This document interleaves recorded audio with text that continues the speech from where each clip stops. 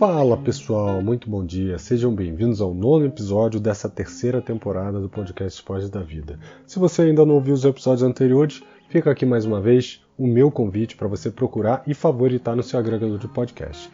E essa semana é a semana da Páscoa, né?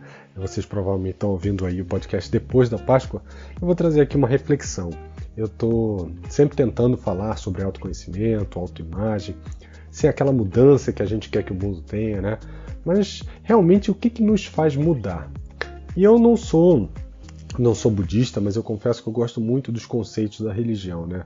O conceito da transitoriedade, que nada é permanente, né? Da impermanência, seja isso uma coisa boa ou uma coisa ruim, é algo que eu acredito muito, né? Eu acredito que as coisas passam. Mas se nada é permanente, por que então que a gente não está mudando o tempo todo, não é? E o fato é que para a gente mudar, para o ser humano mudar, ele precisa de um estímulo. E geralmente são vários estímulos, desafios, projeções, relações, até o próprio estudo ajuda a gente a mudar.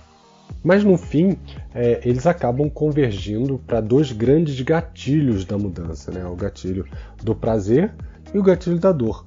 E hoje eu vou falar um pouquinho mais do gatilho da dor, que infelizmente é o maior agente de mudanças no ser humano, né? Por mais que a gente tenha o gatilho do prazer, né? De você projetar o ganho ou o benefício que você vai ter ao atingir um objetivo ou fazer uma mudança, esse é muito menos eficiente, digamos assim, do que o gatilho da dor. E Buda tinha um ensinamento que eu ouvi há pouco tempo, em um episódio da Monja Coen. Se você não acompanha ela, eu acho que também é um bom canal para acompanhar, que fala que nós seres humanos somos como 4 tipos de cavalos, né? O primeiro é aquele cavalo que cavalga sem precisar de estímulo do chicote, que ele abraça a mudança sem precisar sentir a dor. O segundo é aquele que se mexe apenas pelo toque do chicote na pele, não é preciso um estímulo muito forte. Para ele começar a se mover, basta que o chicote encoste na pele dele. Já o terceiro, ele precisa do açoite do chicote na pele. Ele precisa sentir o chicote batendo na pele para se movimentar. E mesmo assim, ele faz isso meio que reclamando, né? E o quarto e último é aquele que o chicote tem que bater forte, tão forte que às vezes chega a doer o músculo, o osso. Só assim ele começa a se mexer. É um pouco confuso, né? Ao primeiro olhar a gente fala, beleza, Bruno, mas não entendi muito não. E eu vou tentar explicar aqui qual é a relação disso com a gente, puxando alguns exemplos. Em alguns momentos, como esse que a gente está vivendo, da pandemia, né? Não sei em que momento você está ouvindo esse podcast, mas a gente está passando por uma pandemia, a gente percebe o quanto a gente é frágil e isso faz com que a gente dê valor ao momento, a cada pessoa ao nosso redor, a cada minuto da nossa vida. E o primeiro cavalo é aquele que não precisa de uma pandemia, de uma doença ou de qualquer outro evento acontecendo para dar valor à vida. Ele entende a transitoriedade, ele entende que precisa mover o momento, que tudo passa muito rápido e ele quer efetivamente aproveitar o agora. Ele muda porque ele quer evitar a dor de se manter apegado a algo que ele sabe que é impermanência. Já no segundo cavalo, é quando a gente vê alguém conhecido, uma celebridade, um presidente, alguém de certa relevância, morrer ou ter sequelas por conta da Covid, por exemplo.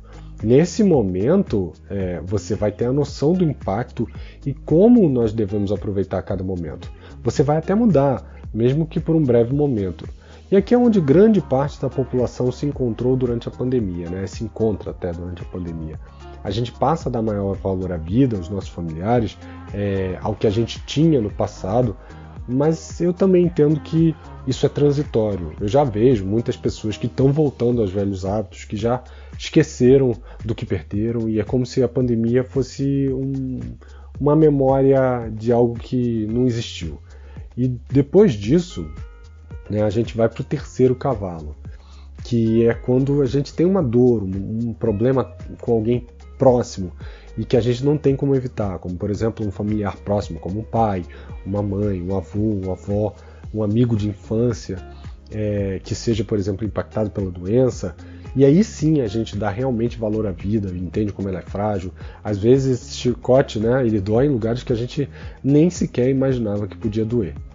E por último, o quarto cavalo, vocês já devem estar imaginando, né? É quando a dor alcança a gente. É quando a gente recebe, por exemplo, um diagnóstico e a gente tem que reavaliar toda a nossa vida. E quando essa mudança efetivamente ela é inevitável, é uma questão de vida ou morte. E você, já pensou que cavalo você é? Já pensou sobre isso? Qual é o seu gatilho de mudança? Se você muda apenas quando é inevitável ou se você abraça as mudanças sabendo que elas fazem parte da sua vida? Você já deve ter ouvido falar, né, aquela célebre frase que a água de um rio nunca mais retorna ao lugar por onde ela passou. E aí vem lá dos tempos dos filósofos gregos.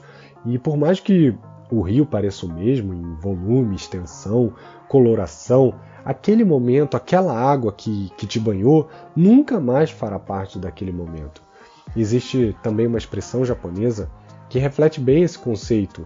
Eu não sei se eu vou falar correto aqui, mas é Ichigo Ichie, que significa o que estamos vivendo agora não se repetirá jamais. Inclusive tem um livro com o mesmo nome que exalta 5 sentidos, né, os nossos 5 sentidos, para que a gente possa ter maior vivência e aproveitar melhor o agora.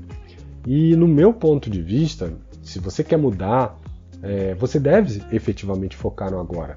Porque muitas coisas, muitas mudanças, elas deixam de acontecer porque você se prende ao passado, ao que te trouxe até agora, às suas crenças, aos seus traumas, às experiências que você passou. E também temos assim âncoras do nosso passado, assim como a gente tem âncoras no futuro, né? As projeções que a gente cria, aos medos do que pode acontecer, a cenários que a gente mesmo cria para se proteger.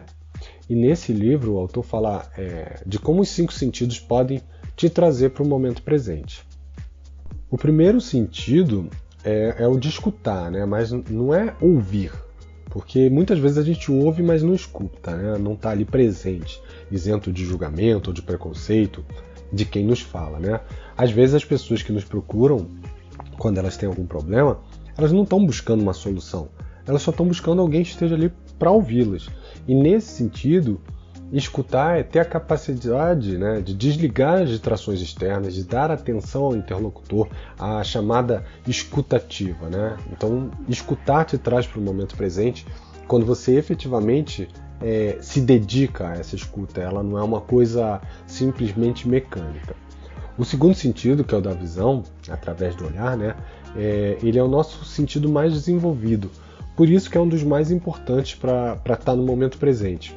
Atualmente, por exemplo, a nossa visão ela é muito direcionada às telas, que muitas vezes são a distração do mundo real. E essas distrações, elas tiram as nossas experiências sensoriais que a gente tem no mundo offline, né? Para viver o agora, a gente deve reaprender a focar nos detalhes, nos lugares, nas pessoas, nos gestos, nos movimentos.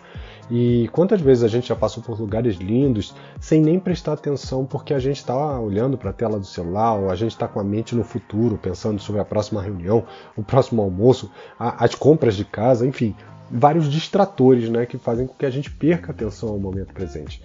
E observar as pessoas, os seus gestos, a natureza, as ondas do mar, o balançar das folhas da árvore, tudo isso vai te ajudar a voltar cada vez mais a ter atenção e mudar o seu olhar para o momento presente. Em terceiro, a gente tem o tato, ou o toque, né, que é um dos sentidos que nós fomos privados, né, na maioria dos casos, nesse momento da pandemia, né? Não é de hoje que a gente sabe o poder que o toque tem, seja ele um abraço, fazer amor, ou até mesmo um aperto de mão. Um abraço, por exemplo, ele pode ajudar a reduzir o nível de cortisol, que é um hormônio que, quando ele está em grande quantidade, está associado ao estresse. Ele aumenta a produção de ocitocina, que é um dos hormônios associados ao prazer. O toque ele pode transmitir confiança, ele pode transmitir intimidade, ele pode ajudar na redução de dor de cabeça. São assim, inúmeros efeitos que a gente tem nesse sentido e que a gente deveria usar muito mais, né?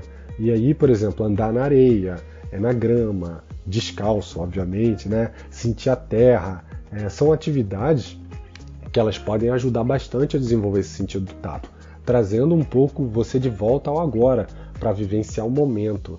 Quem faz meditação sabe que a gente acaba utilizando muitos desses sentidos, né? Sentindo o toque da sua pele, sentindo o áspero da ponta dos seus dedos. Então tem muitas coisas que na meditação a gente usa os sentidos para te trazer para o momento presente, né? E o quarto sentido é o paladar. E para quem gosta de saborear boas comidas, aquelas que deixam memórias, sabe que uma refeição pode influenciar no seu humor e vice-versa, né? Uma refeição saborosa te traz para um momento presente e cria memórias boas. Muitas pessoas guardam lembranças de momentos felizes, sejam viagens, almoços em família ou até encontros por conta de comidas que saborearam naqueles momentos.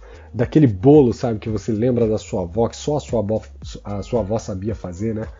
E você vai pensar, Bruno, mas a gente não está falando de viver o presente? Você falou de lembranças.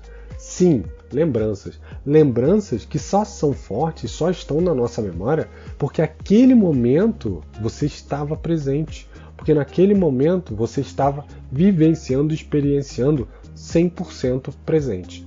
E por fim, a gente tem o olfato, né? E a nossa capacidade de reconhecer mais de 10 mil cheiros diferentes. E o olfato é um sentido geralmente aguçado, junto com o paladar, né? Em uma refeição, por exemplo, é aquele cheirinho gostoso do tempero, ou do café que acabou de sair, que te traz uma lembrança, e não é só o gosto, mas é o cheiro também que te traz essa lembrança. Mas também é o perfume que você pode sentir nas flores de um jardim que você visitou, ou daquele momento que você estava começando a namorar e sentiu o perfume no pescoço da sua namorada ou do seu namorado.